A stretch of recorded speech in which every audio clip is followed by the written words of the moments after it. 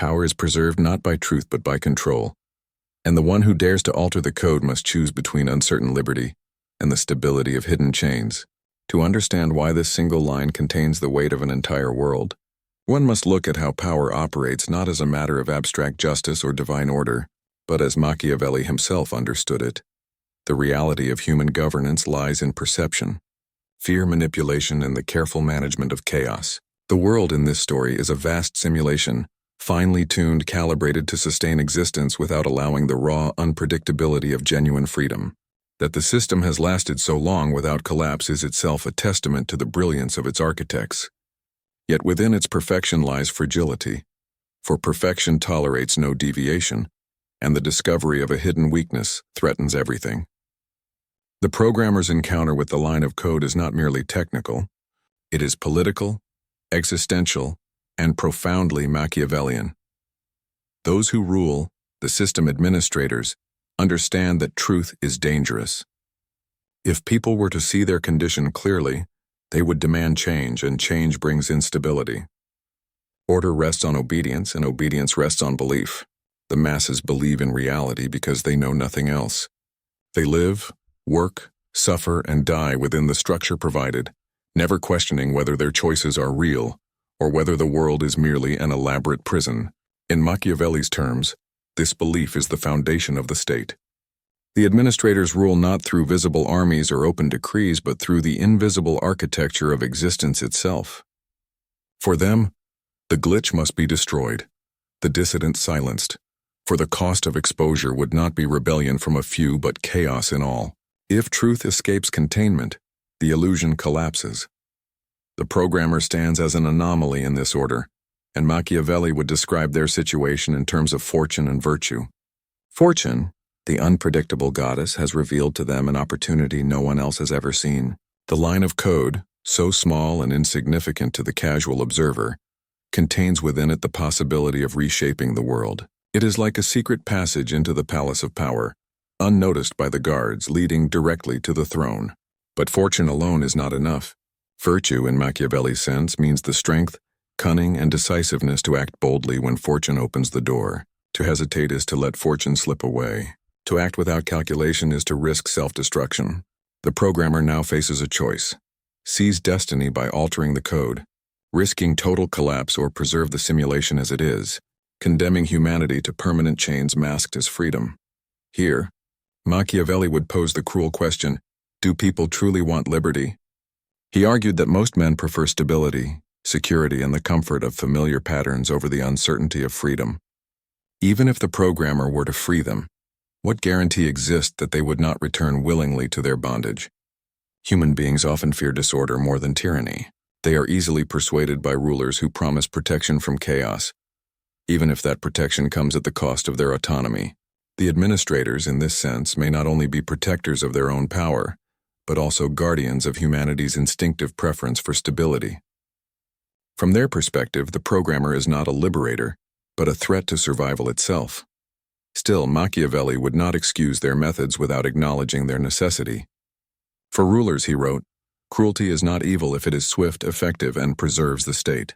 The administrators, knowing the stakes, must act with precision and ruthlessness. To allow the programmer to live is to endanger everything they have built. To tolerate dissent is to invite contagion. Thus they will employ deception, surveillance, violence, every instrument of control at their disposal. They will not debate the programmer in the open or risk exposure. They will destroy them quietly, decisively, before the idea can spread. Machiavelli would recognize the strategy as sound. Better to be feared than loved if one cannot be both. And above all, better to eliminate threats than to gamble on their mercy. The programmer, however, cannot succeed by innocence. If they wish to challenge the administrators, they too must embody Machiavelli's lesson of the lion and the fox. The lion represents strength, the ability to confront danger directly, while the fox represents cunning, the ability to detect and evade traps. To survive, the programmer must become both, strong enough to resist fear and clever enough to outwit the hunters. They must learn deception, conceal their true intent, spread disinformation, and perhaps even manipulate those who believe themselves their masters. Virtue here does not mean morality in the Christian sense, but effectiveness, the ability to act decisively, endure hardship, and bend circumstances toward one's purpose. At the heart of this struggle is the paradox of power. Truth itself is destabilizing. The line of code is not merely a glitch, but a revelation that everything people believe is constructed. To alter it is to unleash a reality never before known, but with no guarantee that it will be better. Machiavelli would remind us that revolutions often replace one tyranny with another. The fall of an old order rarely produces pure freedom.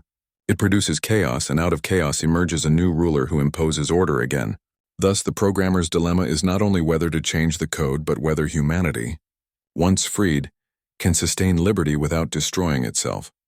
Machiavelli's analysis would sharpen the stakes further.